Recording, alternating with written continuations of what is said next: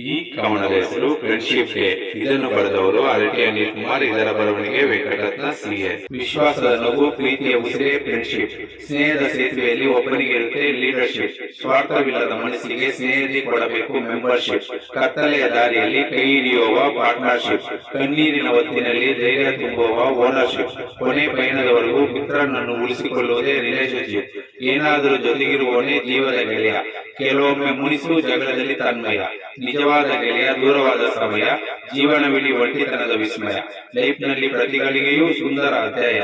ನೋವಿನ ಹೊತ್ತಿನಲ್ಲಿ ನೆರಳಿನ ಆಶ್ರಯ. ಅಗಲಿಕೆಯ ಗೆಳೆಯನ ನೆನಪು ಪ್ರಳಯ.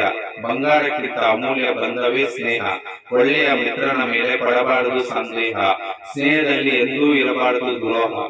ಸ್ನೇಹಿತರ ಜೊತೆ ಇದ್ದರೆ ಉತ್ಸಾಹ. ದೂರವಿದ್ದರೂ ಮನದಲ್ಲಿ ಉಳಿದಿರುವೆ ಸನಿಹ. ಕ್ಷಣಕ್ಷಣವೂ ಧೈರ್ಯದಲ್ಲಿ ನಿಲ್ಲುವ ಸಮೂಹ. ದೂರವಾಗಬಾರದು ಎಂದಿಗೂ ಈ ಪ್ರವಾಹ. ಕೆಲವು ಸ್ನೇಹಿತರು ಆಗುತ್ತಾರೆ ವಿವಾಹ. ಬದುಕಿನಲ್ಲಿ ಇರಲಿ ವಿಶ್ವಾಸದ ಮೋಹ. ಕಷ್ಟದಲ್ಲಿ ಓಡಿ ಬರುವವನೇ ಮಿತ್ರ. ನಿಷ್ಕಲ್ಮಶವಾದ ಮಿತ್ರನ ಮನಸ್ಸು ಸದಾ ಪವಿತ್ರ. ಹರಟೆ ತಲೆಹರಟೆಯಲ್ಲಿ ಕಾಲ ಕಳೆಯುವುದು ವಿಚಿತ್ರ. ಗೆಲ್ಲಲು ಕೆಲವೊಮ್ಮೆ ಇರುತ್ತೆ ಮಿತ್ರನ ಪಾತ್ರ. ಗೆಳತನ ಶಾಶ್ವತವಾಗಿ ಉಳಿಸಿಕೊಳ್ಳಲು ಬೇಕು ತಂತ್ರ. ಎಲ್ಲರಿಗೂ ಹ್ಯಾಪಿ ಫ್ರೆಂಡ್ಶಿಪ್ ಡೇ.